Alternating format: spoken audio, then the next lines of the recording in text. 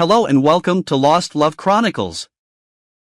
Dear listeners, before we get started, drop a quick hi in the comments and let us know where you're tuning in from. Also, if you have any suggestions for us to make the channel better, please let us know. Now let's start with the story. I was born and raised on a pork and dairy farm just outside of town, so small the IRS had to try 3 times to locate it. The directions to the farm always started with, once you leave the blacktop. In 1970, just across the state line into Virginia, a lot was happening, but Mom and Pop didn't pay much attention to anything outside the county except for commodity prices. That was also the year I was born. Name's Harold Turner. I learned a lot from watching my dad and Uncle Walt fix whatever on the farm needed fixing. By the time I got to high school in Beverly Springs, I could milk cows, plow fields, frame and install doors and windows, wire grounded circuits to breaker boxes, rebuild lawn mowers, blow stumps with a quarter stick, hunt deer, butcher animals, and prep the meat for the smokehouse. Laundry wasn't my thing, but I pitched in with the vegetable garden and canning whenever I could. My brothers and I were deadly with our .22 rifles, keeping rats out of the corn cribs and critters away from the garden. We hunted for meat, too. I graduated high school a couple years early and scored high on the SAT, which earned me a full ride to West Virginia University in Morgantown, mostly thanks to my math scores. I'd always tested well. In the fall of 1985, I drove into Morgantown in my 1938 Chevy stake bed pickup. It looked rough, but I had taken it apart down to the frame and rebuilt it. In the back was a footlocker with my clothes and my toolboxes. I was towing a rebuilt single-axle diesel-powered Lincoln welder. I wasn't some idealistic kid, I was a farm boy ready to take hold of what was mine and fight for it. My first 2 weeks at school were spent taking CLEP tests, which covered my math up through calculus and statistics, plus 3 semesters of Spanish and 2 English courses. For one English class I couldn't dodge, I started a journal. I dove deep into electronics and the science behind electromagnetic waves, whether through wires or over the air.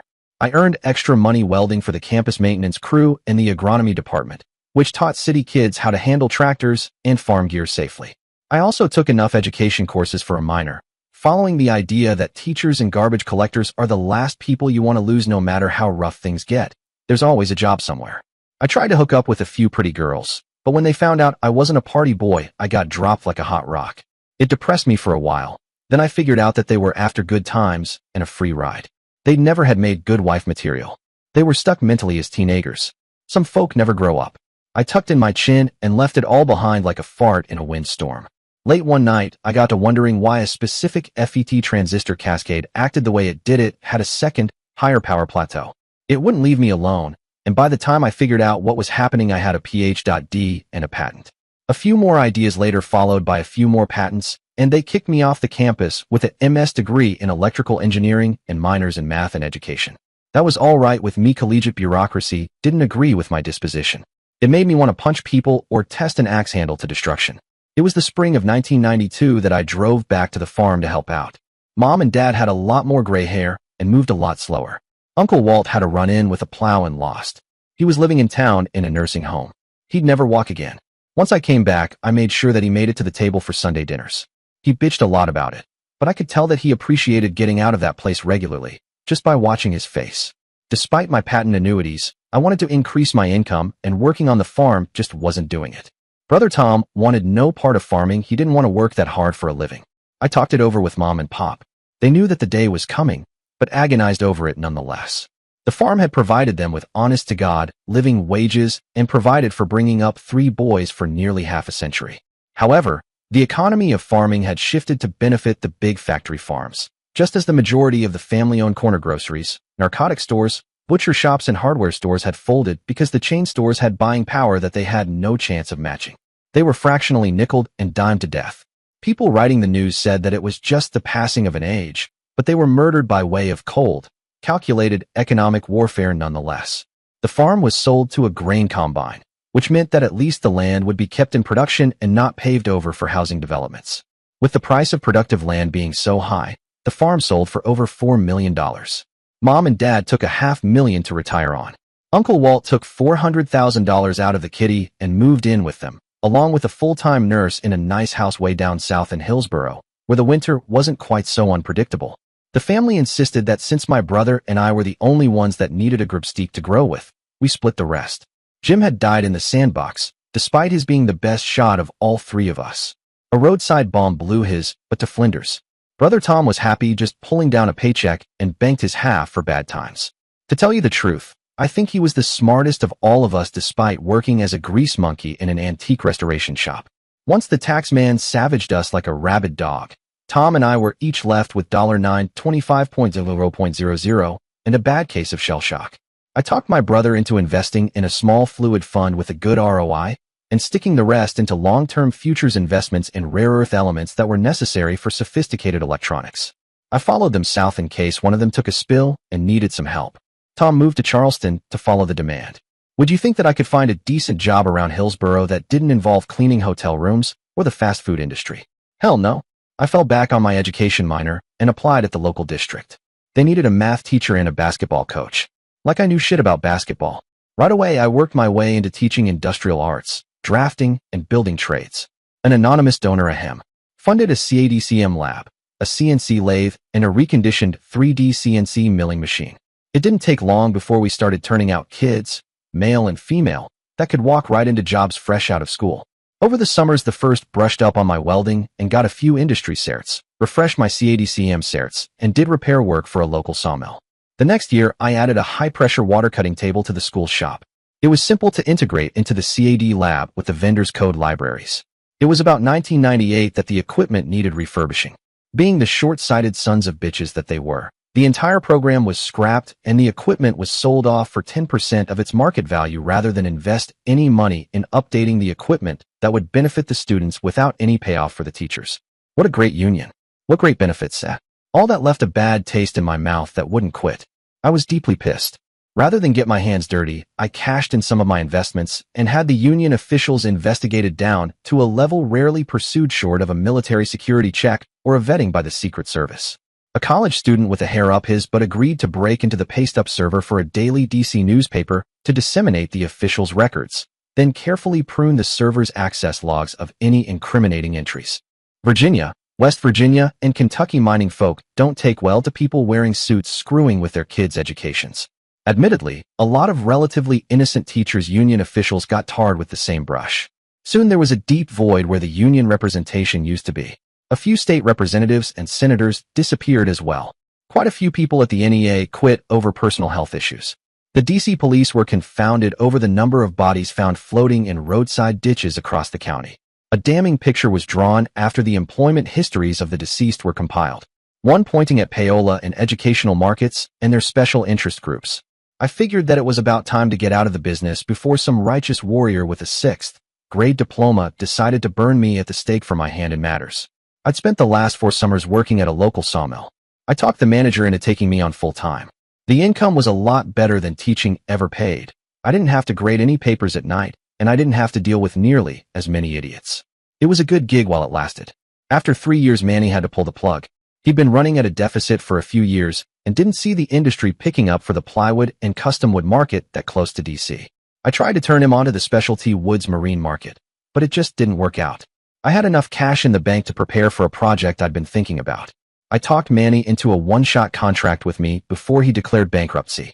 I had him buy several railroad flat cars of seasoned logs and mill them into 3-side flat 10 by 10 beams, leaving the last side naturally curved. I had them cut to 12-foot, 16-foot, and 24-foot lengths, then mill out as many 2-inch thick planks as he could from the cutoffs, and the final half car full of logs. All the logs were then run through the big bandsaw to cut 10-inch deep lap joints at the end of each beam, then drill a 1-inch hole through the middle of each face. I paid him 30% over cost, in cash. Both of us knew that he'd never report a penny of it. All that tax-free cash would give him a cushion to live off of until he got back on his feet. After he declared bankruptcy and went Chapter 11, I bought a few things from the business: a big Ford tractor with a front-end loader and a backhoe attachment, a pair of forks that would fit on the front-end loader's bucket to move logs or pallets, an 18-foot hydraulic gantry crane, a couple hundred feet of almost new 1-inch chain, and a big box of chain hooks.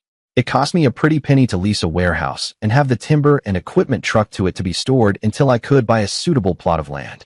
Back in the 40s and 50s, the government sold forested plots in the Smokies to returning veterans with the right of first refusal written into the contracts. It was a policy that, with a few changes, went back to the land grants of the Revolutionary War and the Civil War. Most of the eastern properties had been bought back by the National Park Service, but a few were still out there. At that time, the Forestry and National Park Services were so strapped for cash that they didn't have the budgets to redeem the park properties. I had caught a whisper of a rumor of a property coming up on the market to be sold at auction for back taxes. I knew that once it hit the auction block, the price would skyrocket. I spent some good money working through the county land registers in eastern West Virginia until I found a plot that matched what I'd heard about, up around Bardo. Rather than wait until the sheriff was notified to force an auction, I undercut the process by offering a certified check to pay for the back taxes and the fees demanded to unencumber the property deed from the estate. It cost me almost $130,000 to get that deed transferred to my name, free and clear. Not bad for 36 acres of uncut timber and the land under it in the middle of a national forest. The deed explicitly stated that it was serviced by a fire road that was to be kept up by the county. The first spring, 2003. At the ripe old age of 33, I began implementing my long-planned retirement. It was a good thing that my old stake-side truck had an exceptionally high clearance. That excuse for a fire road was nothing but ruts, cuts, washouts, pits and voids. I could have lost an Abrams tank to that thing. It hadn't been looked at, much less worked on in over 8 years, and 8 years of mountain weather had pretty much returned it to its natural state.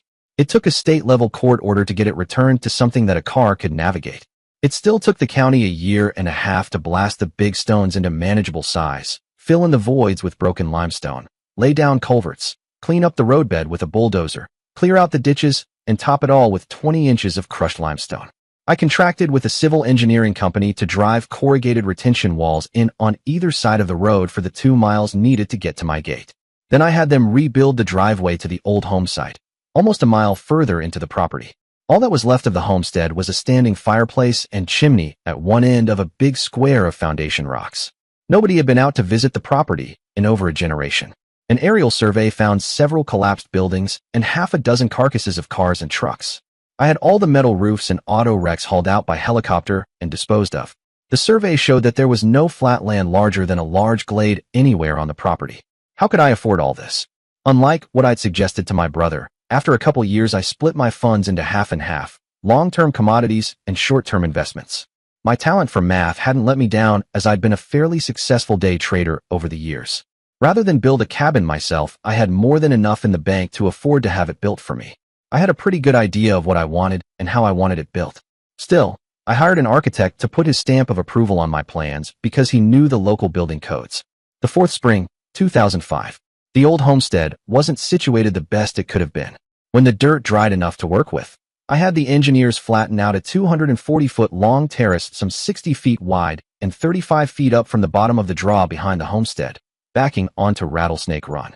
All the pulled-down trees and their root balls were piled up for later processing, and retention walls were driven in on both the high and low sides of the terrace. While the dirt was being moved into place, I had it run through a landscaper's rock sieve and the stones piled into a rock fence at the downward edge of the new plateau. At the rear of the terrace, furthest from the driveway, I had a 30-foot deep by 50-foot wide corrugated brown pole barn built, facing the rest of the terrace. It wasn't any great shakes to have a single-lane crushed limestone road next to the high-side retaining wall filled to about a foot above level grade, then curbed with landscaping timbers. The pole barn was floored with tamped, crushed limestone, then topped with a little sharp sand just like the turning basin between the pole barn and the cabin site. The water table was fairly high and there wasn't any hard pan, so getting a good well dug wasn't as expensive as it could have been. Next, a big 2,000-pound propane tank got dropped off next to the pole barn and filled. I had a concrete pad put in and a filled cinder block shed put in near the propane tank, then bought a fairly large Generac for it, as my old Lincoln welder had long ago expired past the point of economical repair. I had heat, lights, and electricity inside my pole barn. I completed the facilities with an elevated water tank mounted up in the rafters connected to a hot water heater. I knocked together a frame, then welded up a grid of half-inch rebar for a workshop floor, then called in an order for 2 big ready-mix trucks to pour a 12-inch thick slab 10 feet by 30 off to one side of the big sliding door. Once the concrete hardened, I had my shop floor that was stable enough to support a milling machine. It was getting on towards late summer. I had my plans saved in an AutoCAD.dxf, so it wasn't much trouble to get prints made. I submitted them to the county along with the architect's approval. I'd taught building trades for long enough that I'd about digested the construction code book, so I knew what I could get away with and what I couldn't. Unlike most homes in the area, I specified a full basement in the plans. A 24 by 42-foot log cabin built of 10 by 10 beams with 1-inch threaded rod bolted through the joints linking the foundation, and the cap rails exceeded the building code so far that there wasn't any room for them to squirm. I planned on 4 thick Thermax interior wall panels and 12-volt electrical circuit runs. Anything requiring 120 volts would be relegated to the pole barn, some 30 feet away, next to the generator to avoid line loss. The prints even specified an 800-gallon fiberglass-lined septic vault. The only break in the cabin's thermal barrier was a provision for a Franklin wood-burning stove in an ingle nook next to a sauna enclosure, which was next to the master bedroom, all under a half ceiling. The kitchen was placed on the other side of the ingle nook with a full bathroom between them. The plans showed a shed roof tapering off towards the back. The cabin was placed to cut across the plateau, just leaving road access back to the pole barn for servicing the septic vaults and propane tank coming in, and allowing the tractor and implements access to the field between the front of the cabin and the driveway. The ceiling tapered down from 24 feet at the south side, or front, which faced the field, to 18 feet at the north, or rear. There was plenty of room for a half-second floor, keeping the taller half uninterrupted for a high-ceiling vault. I'd planned on thermopane windows on both levels and several wrought iron chandeliers to eliminate dark voids. The first-floor bathroom shared a wall with the kitchen to centralize service distribution. I made sure that a big multi-paned window lit up the kitchen sink and countertop that looked out over part of the yard between the cabin and the pole barn with a good view up the valley. The county commissioner approved my building plan. However, it was too late in the year to get the cabin in the dry, sealed up. After my contractor got the full basement dug and a septic tank buried next to the pole barn, everything was mothballed for the winter. I had the tractor and bucket as well as the gantry crane and a couple loads of beams and planks that I'd bought from Manny transported to my job site. Regrettably, everything that I had in storage wouldn't fit, so I had to pay the lease on the old warehouse and pay for its insurance for another year. I knew that I'd get cabin fever, so I bought a chainsaw, a 50-gallon tank of gas up on a dispensing rack, a 250-gallon tank of diesel up on a rack, and plenty of oil for the chainsaw. Never buy a chainsaw without buying new, sharp files, and a sharpening jig unless you've already got one. I also bought a single-axle 8 by 10-foot cart and a smaller 4 by 6-foot cart to tow behind the tractor. What's a farmer do when he's bored? Walk a fence line or cut firewood. Since I didn't have any barbed wire fence, it was cut firewood. Throughout the winter, I tore down and rebuilt that tractor to get the most life I could out of it. All the hydraulic hoses were replaced because the thing had been stored out in the weather while Manny owned it, and the hoses degrade faster under sunlight. I bought a cheap little vacation trailer to live in over the winter. A little work with some sheet tin and pop rivets piped all the exhaust gases out of a wall vent. A propane-fired refrigerator and freezer stored on my shop floor gave me some flexibility. I made sure that my pump head and water lines were insulated, then picked up plenty of food to last until ice out. Once the road closed down, I wouldn't see hide nor hair of a snow plow or sand truck until spring. I was some 4,900 feet above the nearest town. I bought plenty of canned meat, canned vegetables, and canned fruit to live on, then added baking supplies and a few 50-pound bags of potatoes to the larder. I had a stacking washer/dryer put in for a couple $100 to take care of my sanitation that winter. With a load of steel and welding rod I framed in my shop so that I could work in the cold, then built my shop tables. I laid it out for woodworking as well as heavy repair and steel fabrication. I intended to build some shelves for the main cabin, the basement, and the shop. I had yet to plan out what to do with the loft. As the winter progressed, the disorganization about drove me to distraction. I swore that I was going to have a root cellar dug come hell or high water. I built several sets of shelves out of welded angle iron and topped them with slab lumber in an attempt to get a hand on my inventory, but Murphy had already settled in for the winter. It helped some, though. I parted together a table and chair to eat and read at, as that little trailer was pretty claustrophobic after about the 5th week. I was surprised that I'd held out that long. Still, it gave me a warm place to cook, shower, and sleep, all the real necessities, once you come down to it. The weather broke in mid-January long enough for me to get to a lumber yard and pick up some heavy plywood, construction adhesive, paint and painting supplies, and a few fluorescent light bays. I built the walls and ceiling for my shop with space for my 12-foot gantry crane to roll around. The light bays were recessed into the plywood sheathing. I had plenty of space to work in so as not to get claustrophobic while working inside the bay.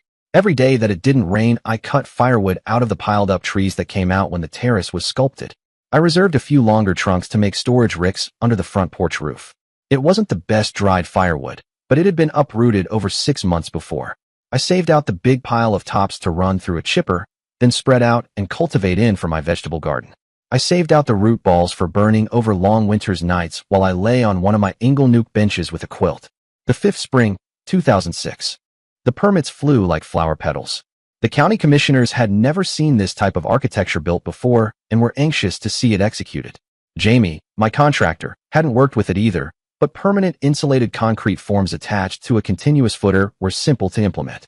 Most of the custom work went into the half-inch steel toe rails that were threaded onto and locked into the foundation, while the joist hangers were bolted in place. The interior and exterior wall beams were dropped in place by crane, then the welded cap rails were bolted onto the 1-inch threaded rod that ran through the lap joints wherever the beams joined. A bit of trickery was involved with setting in sections of the beams to form gables. Slow-setting construction adhesive filled all the voids and sealed the seams between the beams. The windows and doors were hung, then a 4-inch thick Thermax panel lining was applied to all the walls, inside and out. There were a few post and beam features built in for visual appeal, both to define spaces under the second floor and to break up the big unrelieved space of the tall wall. It went up damned fast with the help of a skilled crane operator. Heavy structural beam floor joists were laid in while the crane could access the interior, then covered by the heavy 2-inch thick planks and secured with dock screws. A pair of custom-cut 10 by 10 beams that ran down the center of the length of the cabin were prepared with chisel work to receive the beams, making up the ceiling joists, and more planks were laid across them for the second floor flooring. Openings were cut and ramps were run to provide access from the basement up to the second floor, both of which ran across the east wall, which faced the hillside. Then the long railing was brought in and anchored so nobody would take a header off of the second floor. A flying beam was installed high up in the vault to support the chandeliers, which were controlled by 4 independent wall cranks. The roof trusses were bolted to the cap rails, and 1-inch marine plywood was screwed down to the trusses. The roofing felt went down with standard nails, then the crane was used to hoist pallets of traditional concrete shingles up, which were screwed down to the underlayment. The last heavy job that needed the crane was to drop in the dark, heavy recycled plastic faux timber support poles for the carport.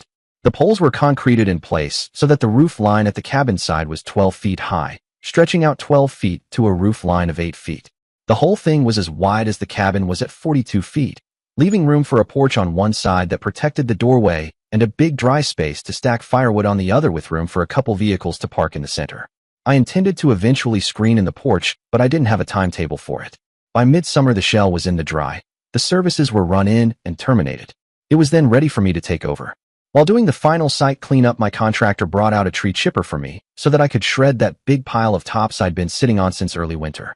It made a huge pile of rough mulch that I covered with visqueen to help promote decomposition. I brought in a big tow-behind 220-volt generator and a big honkin' walking belt sander to smooth out the floors. I had 4 industrial fans going and wore an air mask while I worked. After blowing out all the sawdust with a high-pressure line, then wiping down all the inside surfaces with damp cloths and a cherry picker, I stained and varnished the floors, then varnished them again with polyurethane. The voids between the planks were routed out and filled with slightly resilient black construction adhesive. It looked like a teak floor by the time I finished. I knew enough not to try to decorate the place on my own, or it'd look like where flea markets went to die. Before I made any decisions, I went to the nearest largest library in Lewisburg. Rennick was where my closest Home Depot was, but the library sucked rocks. Before I left the cabin, I took a panoramic set of photos of both the interior and exterior. Then I packed a suitcase and found a hotel room as close as I could get to the Lewisburg main library. For a while there, I thought that the folks at the Hampton Inn was going to make me park my poor truck a couple blocks south at the Walmart. I found that I liked the shaker style a lot, edging out arts and crafts by a bit.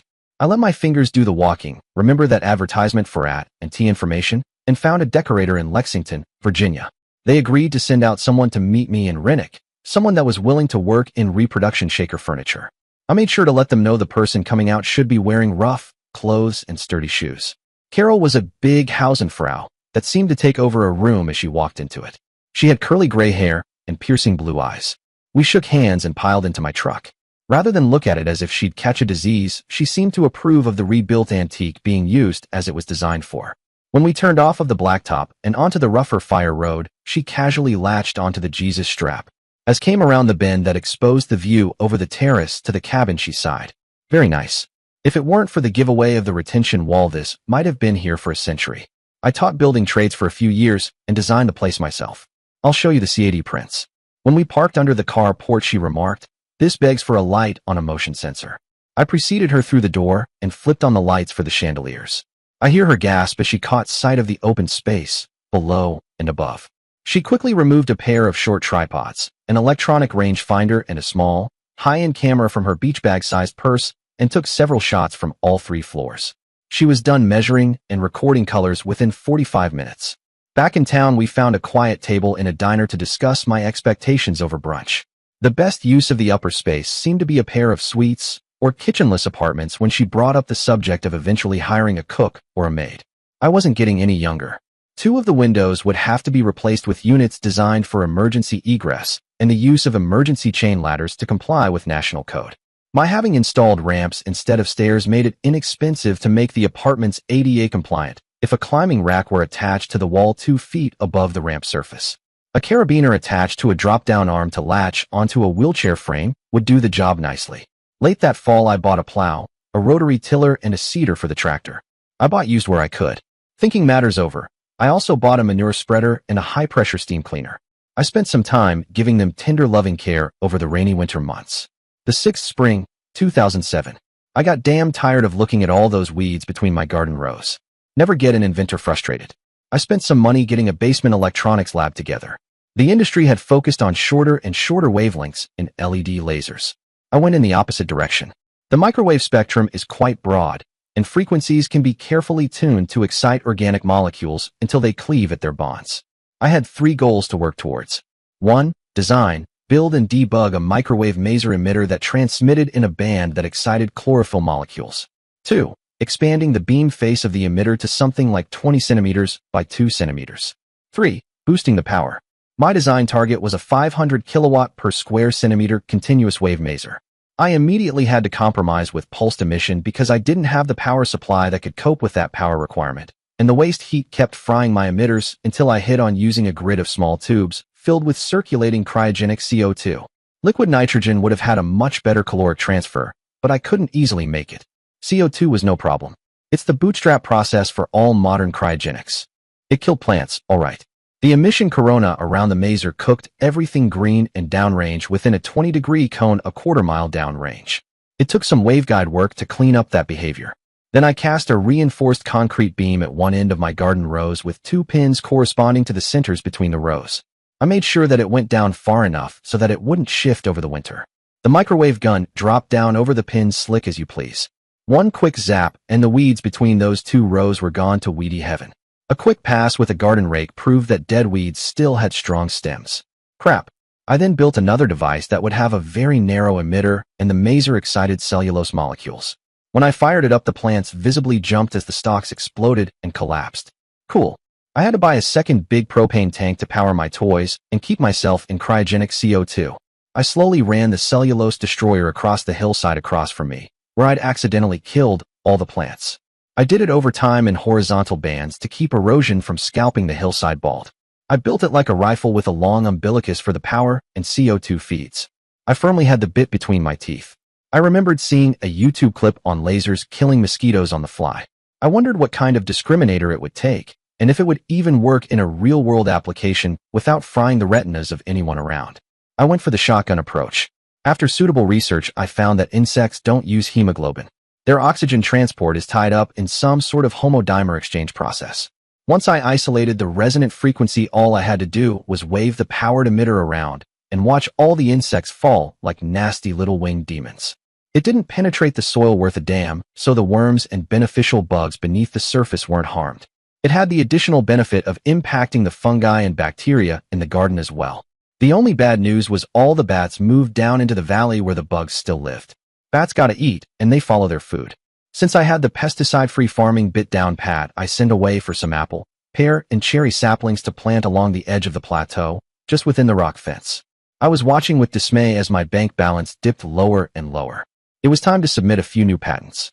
One was for insect abatement to break known disease transmission paths. One was for killing zebra mussels. A pulsed high-amplitude acoustic shellcracker was pretty easy to piece together once I got a few samples to work with. One was for electrically killing invasive plants along railway embankments and roadbeds, a kudzu killer. And another was for an electrical process for fractionally or totally degrading cellulose in controlled factory conditions.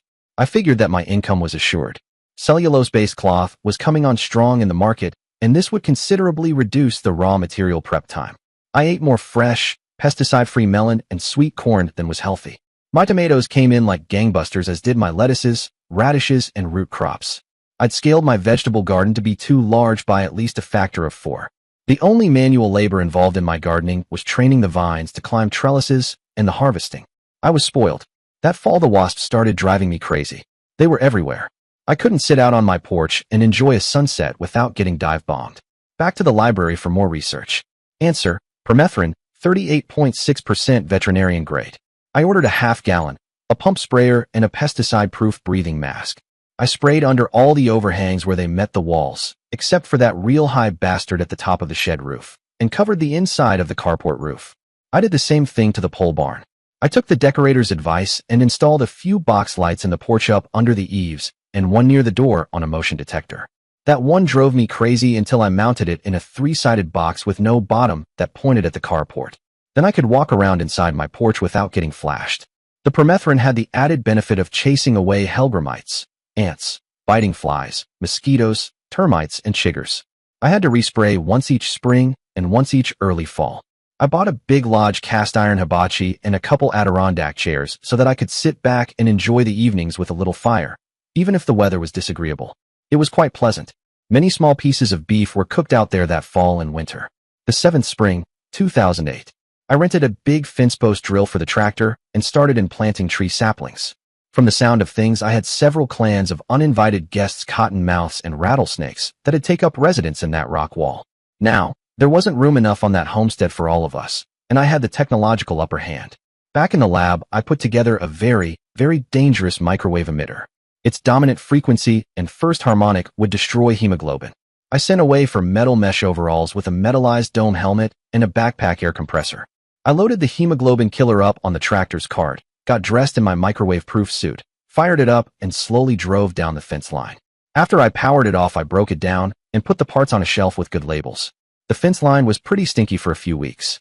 I put the thing back together twice a year to make sure no more snakes moved in, then broke it down again each time. I got it in my head once more that I wanted a root cellar. Now, by all accounts, the best root cellar is a nice, cool cave. Since I'd essentially walled myself off from digging a root cellar anywhere close by having the terrace berm wall installed, I figured that the best person to work around my problem was the civil engineer that put up the retention wall to begin with. After describing my problem, he thought for a while, then said he had just the answer for me.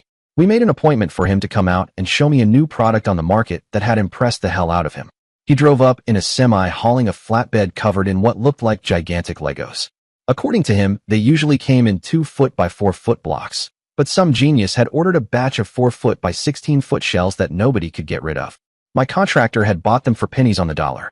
He knew that my driveway could bear the weight as he'd installed it.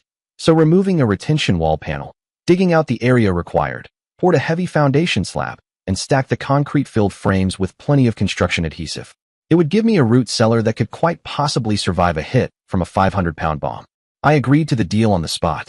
He planned on a pair of heavy doors with an 8-foot tunnel between them, 4 feet wide. The place was a circus of ready-mix trucks running back and forth for just over a week. Then a flatbed semi filled with skids of adhesive showed up. From the time that the foundation slab was judged set up well enough to take the load, it took 6 days to build the cellar, replace the retention wall, backfill over the cellar, and hang a pair of very heavy doors. The last few things done were to run a power line inside it for lights and bring in a team to rake up the construction evidence. The interior got a double dose of water barrier spray before he handed it over to me. Hell, I thought that it would take a month, and there I was with my thumb up my butt and no lumber to build my shelves. I called a couple local sawmills to get a good price on a flatbed's worth of kiln-dried 2 planks and 4x4 beams, then got ready to start a building frenzy. When the semi drove up, the forks hooked up to the tractor made a fine substitute for a forklift to get everything unloaded. Regrettably, the nice weather broke. I had to string up a big trucker's tarp over my work area while the rain poured down.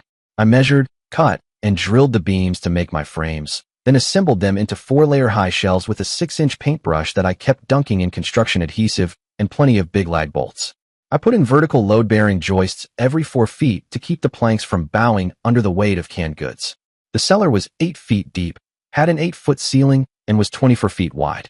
I filled the back wall with shelves 18 inches bottom to bottom. I really couldn't see running out of room unless a lot more people moved in. I used ear defenders while driving those lag bolts in with a huge electric bolt driver that I'd bought to replace the wheels on my tractor's attachments. I'd only seen air-powered ones at half the size in auto shops before. When the implement dealer showed me this one, I had to have it. You'd be crazy not to wear a kidney belt when operating one all day long, just like a jackhammer. My decorator came through with the goods around the 4th of July. I had no arguments with the furniture or the braided rugs. I thought that some of the paintings were kind of iffy, but they grew on me. I drew my line in the sand when they started bringing in pier mirrors, pots filled with dried weeds, and other house beautiful crap. Nope, don't want it, and I ain't gonna pay for it. I was certain that she was convinced that I stopped her from completing the job, but damn it, I didn't need more crap to keep clean. When we finally stopped locking horns and I paid her off to go away, I walked in the front door and stood there with my hands on my hips. Yep, it was what I wanted. My eyes were drawn to the big open wall that led up to the ceiling vault. I kept the decorator from installing any bookshelves for a reason. I wanted to build them myself. It cost me an arm and a leg to get half a semi-load of furniture grade, 12-inch wide, 1-inch thick, 8-foot tall oak boards delivered. I did some preliminary work on the lumber, sizing, sanding, staining, and varnishing everything before I made the first cut. I bought special blades for my table saw to nearly eliminate chipping and tear-outs, then bought the largest biscuit cutter and matching biscuits I could find. I'd need them to glue up the back panels. The box frames were dovetailed together with several router bits, and rather than cut dados for the shelves to fit into the box frame, I drilled, glued, and pegged in supporting fillets. Since each bookshelf was 4 feet wide, I glued up a 2-inch thick center post with fillets to support the center of each shelf. To preserve my books, magazines, and journals, I faced each bookshelf with a pair of glass doors, anchored back to back at the center spine. It took me most of the winter to get all 6 bookcases completed. Then I spent a few weeks digging through my files, organizing everything, and arranging them on the shelves. I almost had a bad accident because I didn't anchor the shelves to the cabin frame. A few dock screws took care of that little problem. I recessed the heads, shaved off a few flat pieces of the oak stock with a bandsaw, stained and varnished them, and glued them over the holes. There were 2 in each bookcase, so they looked like a regular decorative feature that I'd intended. That almost accident made me realize that being out there alone with no telephone wasn't the best idea I'd had. I signed up for a sat phone. It didn't cost much extra to get a satellite-based internet connection for my computer, so I added that service to my monthly budget. It was time to get some health insurance too. I recalled a phrase that went something like, "It's tough to fly like an eagle after you get sucked into a jet engine like a seagull." The 8th spring, 2009. Once my investment account hit 1.3 million and my liquid assets exceeded 1 million, it sort of sunk in that I didn't have to scramble for money anymore. I estimated that soon my cellulose patent would earn me more money than Dave Thomas of Wendy's fame, and without the expenses. Barron's magazine did a layout on me as an up-and-coming millionaire. Regrettably, it brought the 2-legged cockroaches out in droves. I switched my sat phone to transmit only and hired a service to filter through my post office box with the instruction that since my annuities had finally leveled up to make me independent, I had no reason to invest in anything else, and my charitable donations would never got to any solicitors because they raked a significant percentage off the top. I had to go as far as to have a chain-link fence installed at the front gate and have a motorized gate installed, much like an encoded garage opener. I posted some signs that read, "Danger no trespassing." High-powered Maser research and testing facility. It got me a visit from the county sheriff. I showed him the bald spot across the ravine from when the chlorophyll killer got loose. After that, he made a bunch of polite noises and got out of there as fast as he could pedal his little white bubblegum machine. There has been a long-running tradition south of the Mason-Dixon line of well-to-do families hiring widowed women to cook and clean house for them. I'd been brought up in that tradition and saw nothing wrong with it. I set about hiring a live-in cook and housekeeper.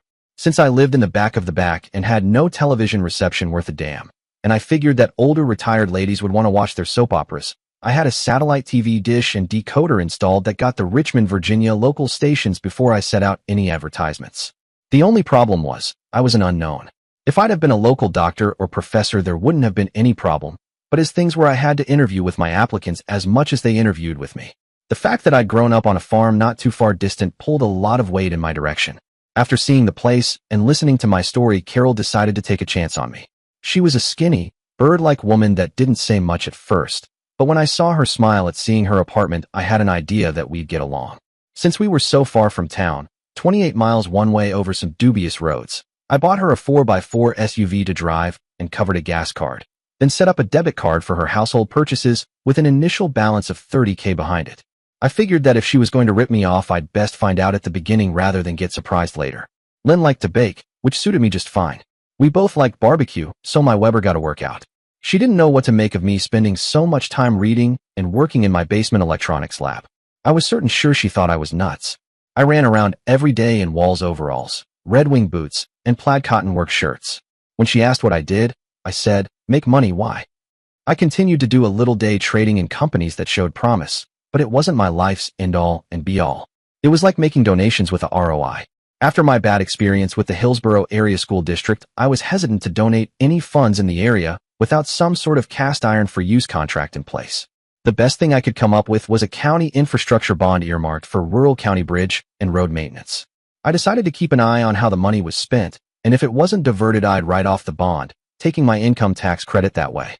To fund my civil commitments, I screwed my morals to the sticking point and submitted another couple patents. These were for a method for either destroying the high-tech carried by a soldier in the field or for neutralizing an enemy force without damaging their equipment. The first one took a bit of work to implement.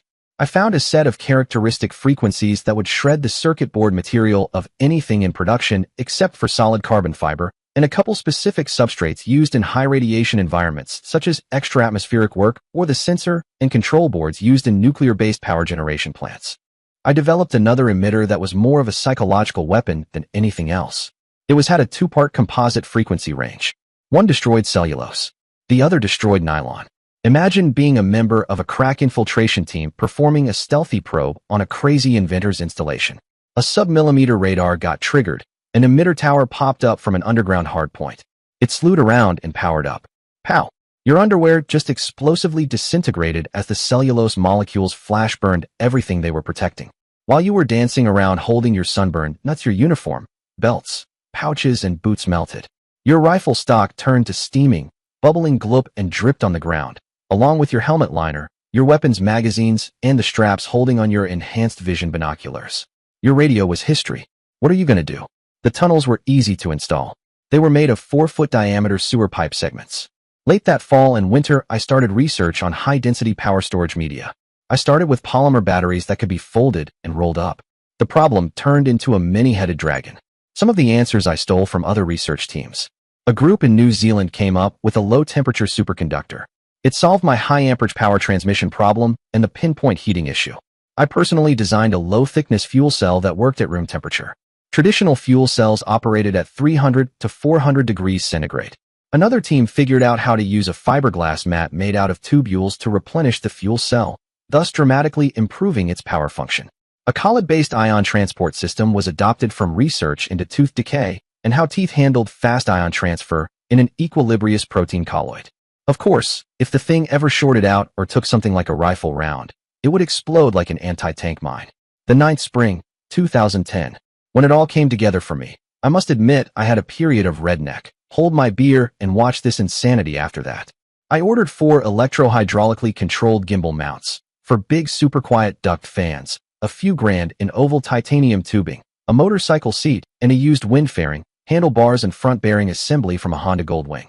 I built myself an honest-to-God, Star Wars Forests of Endor flying speeder bike.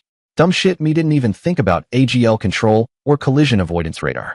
I've got a home movie showing a scene of this white-painted blur blasting past the camera's point of view with a strange, Dopplered screeching noise in the background. That was me running about 250 miles per hour at 15 feet above ground level. The noise was me screaming. I finally got the thing parked in front of the cabin. After I stopped shaking enough, I walked into the kitchen, shedding pieces of tree branches and bushes in my trail. Lynn took one look, put her fists on her hips, and said, "Harold, what the hell did you just do?" After a minute, I replied, "I just raised the bar for adrenaline junkies the world over. I got the power supply patented, then worked on the collision avoidance circuitry. Once I got the display unit integrated, which I bought from a sailboat navigation system, the thing was almost safe enough for a test pilot to try out. It looked kind of cool with that big white bubblegum radome sticking up over the driver's seat on a swept-back pylon. Then I added a roll cage. It was a blast to stun around in. It would even fly inverted. However, I didn't dare take the thing into town. After a nasty, sweating dream, I constructed a special flyer with a narrow-beam hemoglobin spectrum emitter mounted facing forward, collimated with a 5-watt green aiming laser. A thumb switch under a cover would fire it. I kept that beast plugged in and ready to go in the pole barn, under a tarp. The 10th spring, 2011. I pondered what to do with the plans. I came to the conclusion that only people with a death wish and a pockets deep enough to afford the power pack would try anything. So I published the hardware plans, the circuit schematics and photographs of the nacelle interior. I even published a component pick list along with current prices and contact addresses, both by paper mail and electronic. The thing was more agile than a jet copter, but didn't have the top end of anything currently in the military inventory. Anything with a jet engine could run one down, and they were vulnerable to missile fire. They were not radar stealthy on purpose. I'd missed out on how much people wanted to fly and the sheer devilment that people could get into. The damn things were everywhere within 6 months. At first the news was full of the horror, showing bloody accident sites. If it bleeds, it leads, It wasn't too long before everyone became blasé about it, like Britney Spears going into rehab again. Governments tried to clamp down on them via strict licensing, but they were just too damned much fun. A guy with a welder and some 10% chrome steel pipe could make the frame, and there was thriving black market for the circuit boards. When I was in my cups, I told Lynn that it was a eugenic self-correcting device. It's what happened to that generation of explorers now that there wasn't any place on Earth left to explore that wasn't underwater. Of course, I denied it all the next morning. Money poured into my accounts from sales of the fuel cells. I was hearing some dirty little secrets around town. The cops were running a narcotic asset forfeiture scam. All they had to do was charge someone with owning or dealing in illegal narcotics, and virtually everything they owned disappeared into the county treasury. Well, all that didn't take a side trip into their pockets, that is. It was like jury acquittal. It was out there, but the government didn't want anyone to know about it. The scam hadn't been run just once or twice either, but over a dozen times. They were like an egg-eating dog out of control. I felt like a target, so I decided to harden my defenses. My first measure was by all appearances innocent. I had a cattle gate installed just inside my electrically controlled gate at the end of the driveway. A cattle gate is constructed of a half-dozen horizontal pipes buried at ground level, almost touching each other. Cattle won't walk on them because it crushes their hooves between the pipes. I dug out between alternate pipes and buried enough explosives to overturn a heavy truck in each of 2 sets of charges. I buried them in PVC pipes with a pressure detonator linked to the gate activation circuitry. If the gate cycled, then the bombs were put on safe. If someone crashed the gate, well, too bad for them. If the first 2 charges didn't dissuade them, I buried a much larger 3rd charge under the whole thing that I guaranteed would send a tank flying back down the road. 800 pounds of nitrate hexamine would leave a 3 to 4 meter wide pit in the driveway.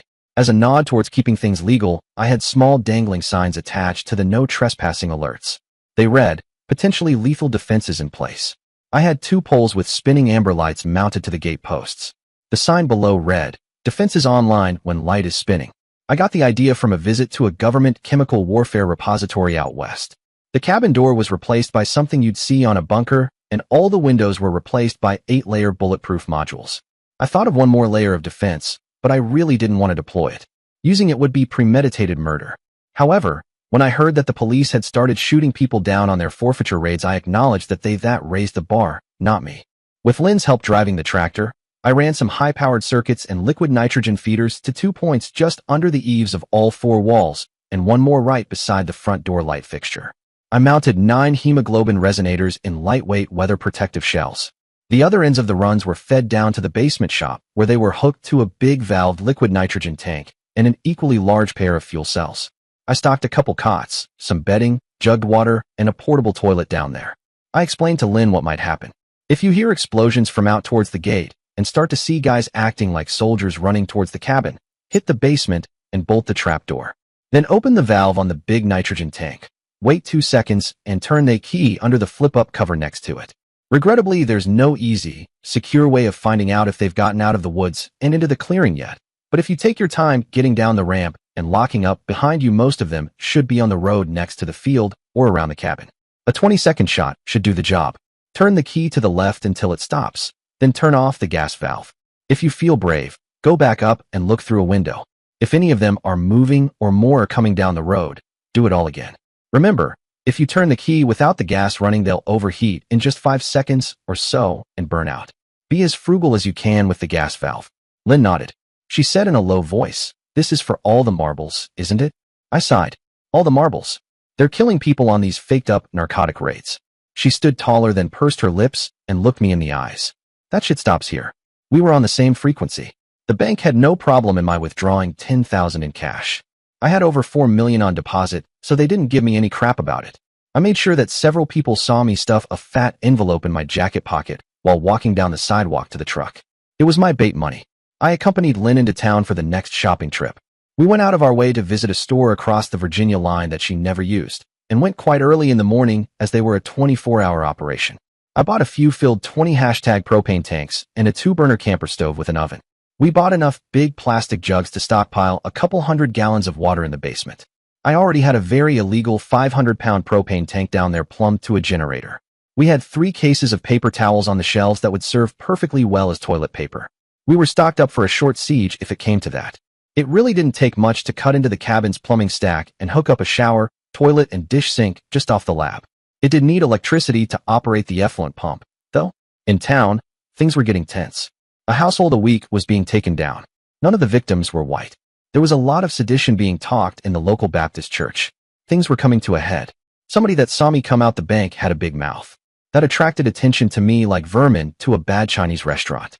An operation was planned for Friday night. No sirens, no lights. 8 unmarked cars and 2 vans pulled up to the gate on the fire road. A sergeant read the warnings. "What the hell is this, Lawrence?" The captain said, "Shut up and ram the gate." "Just who is this guy anyway?" "He's a guy with a huge wad of money. Now shut up and do what I tell you." The sergeant backed up as far as he could across the road, tightened his seat belts, and gave it the gas. The fence was only made of cheap tubing and diamond mesh fencing. He went right through it with his bull bar front bumper. The first charge detonated under the rear axle, somersaulting the car onto its hood. It was the first time they'd come across any effective resistance. The entire team was shocked into immobility as Sergeant Evans crawled out of the shattered window, scratched up and very unhappy. Lawrence, the team lead, wasn't about to let any delays undermine his command authority. "Next car. Now that we've blown the gate defenses, we're in. Push the first car off to the side and continue like we planned." The second car didn't somersault. The charge blew under the engine block. That lifted the vehicle some 8 feet in the air. When it came down hard and destroyed the front-end suspension. The frame sat on the ground while the engine's antifreeze leaked out. It wasn't going anywhere fast. Lawrence said to himself, "Oh, what a cluster shit. Sidwell, Martinez, Carlson, get some ropes on those cars. Use a come-along and pull them out of the way. We're wasting time here, goddammit." Several more officers pitched in to get the job done. Soon the way was clear. The captain was driving the next vehicle in line, the first recovery van. He rolled across the gate's lower pole and onto the cattle guard. All hell broke loose. A 2-ton Chevy van is not an armored personnel carrier by any stretch of the imagination. The front end went flying in one direction, while the rear end flew beautifully back across the road and over the ditch, burying itself in the trees and forest ground cover. The captain was definitely a candidate for a closed coffin funeral. The rest of the seizure team were spooked as hell. They looked back and forth at each other while tightly holding their weapons in white-knuckled grips for self-assurance. They slowly began to advance, bypassing the pit in the road. None of them looked into the van's passenger compartment. They'd all responded to high-speed traffic fatality calls. They knew what they'd see. They bunched up as they walked, subconsciously trying to gain comfort and confidence from their partners. Humph. The ground shook. I said, "What the hell was that?" Then I remembered. Oh, it was the doorbell. "Lynn, time to head to the basement. Don't do anything rash yet. I'm going to wait for them to show up before I lock up and come down." "Okay, Harold." She calmly picked up the pot of stew by the bale with one hand and pulled the almost done biscuits out of the oven with the other before heading downstairs. Screw it. Dinner came first. Once downstairs, she fired up the oven to finish off the biscuits and located some plates. Dinner would be a little late and the biscuits were flat, but the stew would be good. Maybe she should drop the biscuits in the stew for dumplings and let the steam finish them off. I bolted the door and turned out the lights. I stayed low to peer out the bottom of a window, watching the invaders slowly make their way towards the cabin. I waited until I heard one of them pound on the door before I skedaddled down the ramp and bolted the heavy door. For seconds of nitrogen purged to chill the emitters, then I hit the switch. I kept an eye on my watch. 30 seconds later, I cut the power. 2 seconds later, I cut the nitrogen feed. I realized that I should have stuck a little LCD camera to the bottom of a window and set up a monitor in the shop, but that was Monday morning quarterbacking at its best. I took my time unbolting the door and propping it open. That ramp seemed like a long way up. I looked outside and saw no motion. Nothing. I turned on the yard lights and waited a bit for them to ionize and fire up. I looked again in the bright orange light. I checked all 4 sides. Nothing. I counted over 35 bodies. The county commissioners were going to be pissed. The action arm of their little despotic regime was pretty well scotched. It was time for the lashback. Now I'd have to put up with the investigation, though? Crap. I might as well be proactive about it and spoil someone else's dinner. I called the state police to report the death of the entire county police force during the execution of an illegal no-knock raid. I wasn't going to hang around waiting for the questions to start. I went down to the lab to see what Lynn had whipped up for dinner. About 25 minutes later, I was complimenting Lynn on the converted biscuit idea. It had turned out great. Good. I'll add it to my recipes. No argument here. It'd probably be good over chicken stew or chili, too. While waiting for the trouble to unfold, I called the local preacher. We hadn't been close, but there were times I had helped out some members of his community when they were struggling. I explained the situation to him and suggested he write a detailed account of what had happened, naming names, adding dates, and highlighting the impact on those affected. Then I advised him to send the information to some outspoken newspapers in college and union towns to make sure this wouldn't be swept under the rug and ignored. I also recommended reaching out to the ACLU for support. I promised a substantial fund to back any legal fight that might come. By the time I hung up, I could tell he was ready to take action. Mission accomplished. The only remaining problem that I could think of was how to keep the preacher's defense fund out of the ACLU's administrative budget. I figured that the best way was not to let the money filter through their fingers where a significant fraction might stick and disappear. Before midnight, the trucks rolled into town. There was nothing overt, but it seemed military to a lot of townsfolk. The phone lines grew a little warmer. Several folk quietly headed out of town. Quite a few local television stations were called with information about the abusive seizures, an ill-advised operation against a posted microwave testing facility that had killed every man in the operation against it, and the possible military takeover of the site despite the posse comitatus laws. When asked about verification of the military's involvement, the station's informer gave a quote that went directly on the air: "If it craps like a duck and waddles like a duck, there's a pretty good chance you've got a duck." When it was discovered that the governor had panicked and declared martial law despite the fact that there was no rioting and no looting, the president got involved to cancel the edict and publicly censure the governor.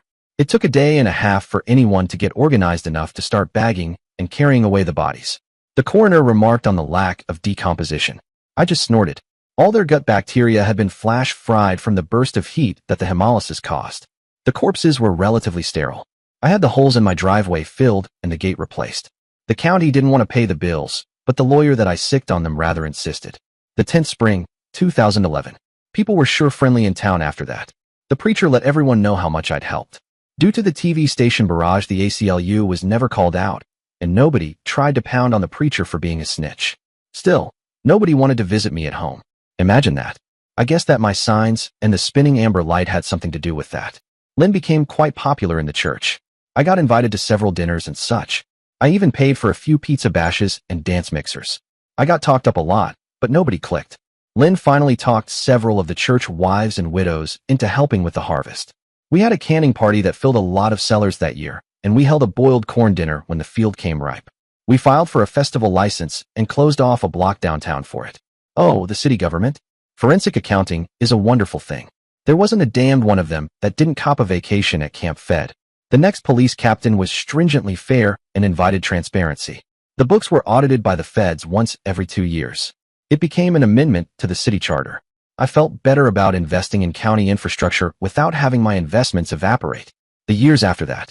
After looking at that denuded slope for a couple of years, I decided to do something about it. I had that valley side terrace just like I had done to my cabin site.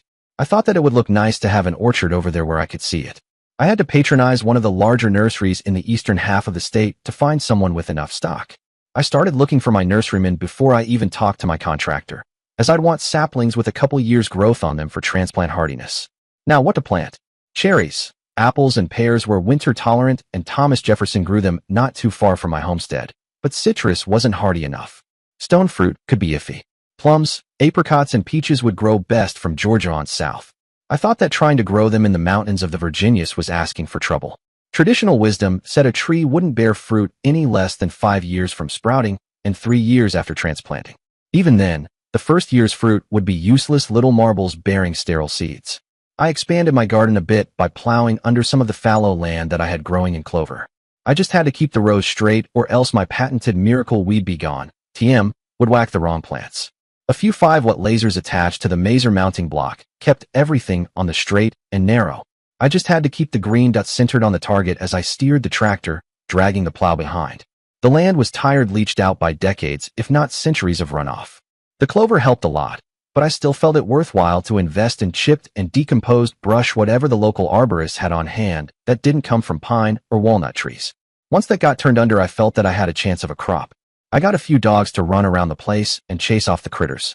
Lynn wasn't any spring chicken when she came to work for me, which made sense that she wanted to retire after a while. I'd been paying her enough to set aside a nice little nest egg to make her life comfortable when added to her Social Security benefits. Lynn introduced me to Charisse before she moved back to town. After a couple weeks, I had to look up Lynn. Lynn, you gotta help me. I'm not married to Charisse, but she damned well orders me around like I was. I'm about to lock her in the basement and spot weld the door closed. Well, that was the end of Drill Sergeant Charisse. Lynn was nice enough to keep looking for me and got the Baptist congregation involved. Beatrice, or Bree, was a plain-faced lady in her late 30s. I interviewed her at a restaurant in town. For a while there, I wondered if she was mute, but I did manage to get her to talk a little. I had to pry it out of her, but she'd been working at a county-funded babysitting agency for working parents. She'd been getting hassled by her manager and wanted out. When I saw how she was treated when I drove her over to the business office to pick up her last check, I wasn't very happy. I came back the next day to shake the manager's hand with my right hand and slap his shoulder with my left, the one wearing a glove. That was the last time he ever used that arm. Other than the hydroxyl water hole that normal microwave ovens are tuned to, nerve tissue responds to an extremely narrow microwave band. I helped her move in. Well, once I saw the quality of furniture and clothing, she had I steamrollered her into getting a new wardrobe, bed, bedding, big braided rugs and furniture on my dime. When she smiled, she was pretty. After that, I could do no wrong in her eyes, but I didn't do anything stupid. She didn't like doing the shopping, and neither did I. Her reason was she didn't like being an emotional boxing bag for some of the more vindictive bitches in town. I arranged for a home delivery service to take care of us from about 70 miles away, across the Virginia state line in Harrisonburg. They did the job without complaint and on time for the money. That was all I could ask for.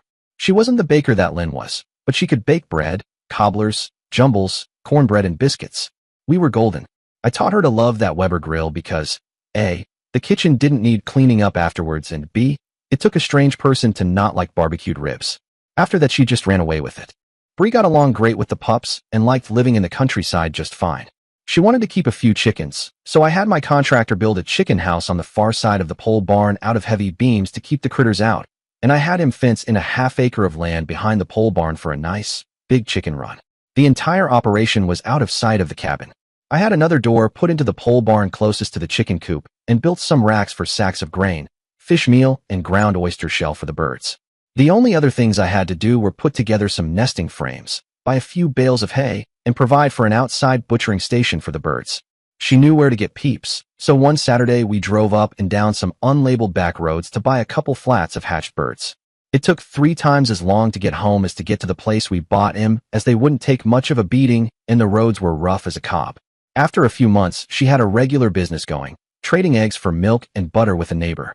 The quality of our table sure took an upswing. She got curious as to why I didn't have to weed the garden. I showed off my patented Miracle Weed Be Gone, TM. She was flabbergasted. I told her to let me know if she ever saw snakes or heard a rattle, and I'd take care of it. She looked at the newly weeded garden, looked at me, and nodded. Let me know so that I can get the chickens inside first. I hitched up the cart to the tractor one day and took her over to the orchard, where we walked between the groves. I took a lopper with me and cleared up a few problems as we walked. The goofy dogs kept us company as we walked. After we got back to the cabin, she just smiled and said, "Thank you, Harold." One morning, all hell broke loose. I was in the basement lab fiddling around when Bree about ran down the ramp. Harold, come quick. There's a goddamn bear in with the chickens." I sprinted the 40 yards to the pole barn, pulled the tarp off my speeder, took the key from around my neck, and started it up. After buckling myself in and gaining some height above the ground, I blasted out of the doors, circling the pole barn over the rocky ground as I approached the chicken run from the open side. I spotted the bear. Once I activated the targeting laser, it took less than 20 seconds to lock on and press the button. A precise beam traced along its body from neck to lower torso, and it collapsed like a lightning-struck tree. One bear down. I paused mid-air to steady myself, then carefully piloted my speeder back into its parking spot inside the barn. It took just a couple minutes to plug it in and secure the tarp back on with a flick of my wrists. I then walked through the barn's back door to confront Bree. "Jesus, Harold, what the hell did you do?" I grinned a little inside. It was almost word for word what Lynn asked me one day years before. I engaged the enemy and dealt him a killing blow without any collateral damage. It's the best you can hope for in any combat situation. She gawped at me for a bit, then turned to look at the fallen bear. What are we going to do with the bear, Harold? I sighed. The way I killed it really spoiled the meat for eating. All the blood turned to paste all at once. And since it won't bleed out, that's it.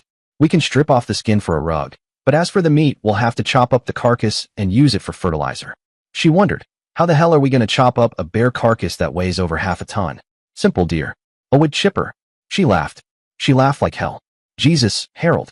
You got an answer for everything. I swear, if I ever catch you out, you're going to fall over dead. I had to rent a chipper and a backhoe. I mixed chipped wood with ground bare between the trees and between the potato hills. I cleaned up all the equipment with a steam cleaner before returning it. Some sort of neurotic forensic specialist could have found traces, but there wasn't any reason for anyone to be looking. Bree and I were sitting out back after eating a nice grilled chicken dinner, sharing a couple drinks. The sun was down and the moon had risen. The harvest moon would come soon. I asked her, is this anything like what you expected when you moved out here? Oh, hell no. To tell the truth, I was looking for a hole to climb into and pull it in after. This has been a dream come true. I'd thought long and hard about this. How would you like to make it permanent? Would you marry me, Bree? Harold, are you out of your ever-loving mind? I felt my heart sink and pass my stomach without even slowing down. I wasn't prepared for rejection. I slowly got up, turned, and headed into the cabin. I really thought that I'd had a shot at it. I really thought that I might find someone to live with. I went down into the basement and locked the door behind me. I figured that I might come out in a couple of months or so. Then again, I might not. I was feeling quite destructive after that little non-event. I began researching how big a bang I could theoretically get from a non-nuclear explosion. I had buried everything into my research. When I got that way, I often forgot to eat and sleep for long periods. Thankfully, I had a larder of canned goods and a toilet down there, or it could have gotten messy. I started with the highest energy density tolerant sample I could think of, a superconductor. Then I carefully tuned a sphere of 6 emitters to stress the molecular structures amazingly far past the point where the structures should have explosively lost coherence. But the structures reinforced each other like the lines in a buckyball. It was a goddamn big buckyball, though.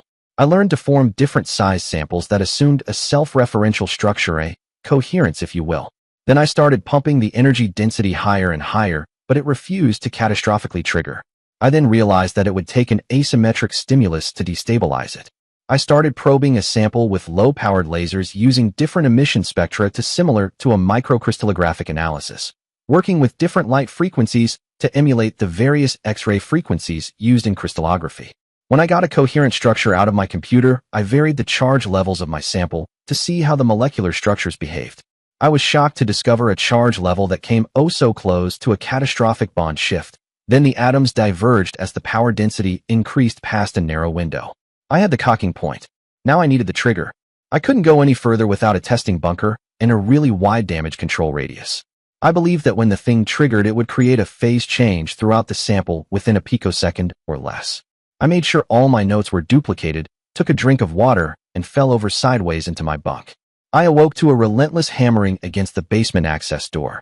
I realized that I'd never get back to sleep with all that racket, so I undogged the thing and threw it open. There stood Bree with an axe handle in her hands, beaten until it splintered. She threw it to the floor and screeched, "God damned it, Harold. Get your butt up here and sit down so's I can yell at you." Oh, she was red-faced and spitting mad. Oh, Jesus. Suddenly, locking myself up in the basement again didn't seem like a bad idea. Boy, I got the riot act read to me left, right, and up the middle. As she started to slow down, I found myself instinctively saying yes, dear, and of course, dear. She finally ran out of steam, blinked twice, started bawling, and threw herself into my lap. I couldn't think of a damn thing to but hold her with one arm and pet her hair and back with the other. She slowed down to an occasional sniff, then said, "God damned it, Harold. You smell like a goat farm. You need a bath." How long was I down there? Almost 3 weeks. Don't you remember? Bree, when I get deep into research like that, you could make a loud noise right next to me, and I wouldn't notice unless you moved my keyboard and monitor. After we were married and had a honeymoon in Fiji, I contacted the Air Force Weapons Development Group in Kirtland, New Mexico. I'd already proven my bona fides with my patents, and I got pipelined to one of their explosives development teams. When I duplicated my experiment in their shop, most of the team hyperventilated and took medical leave.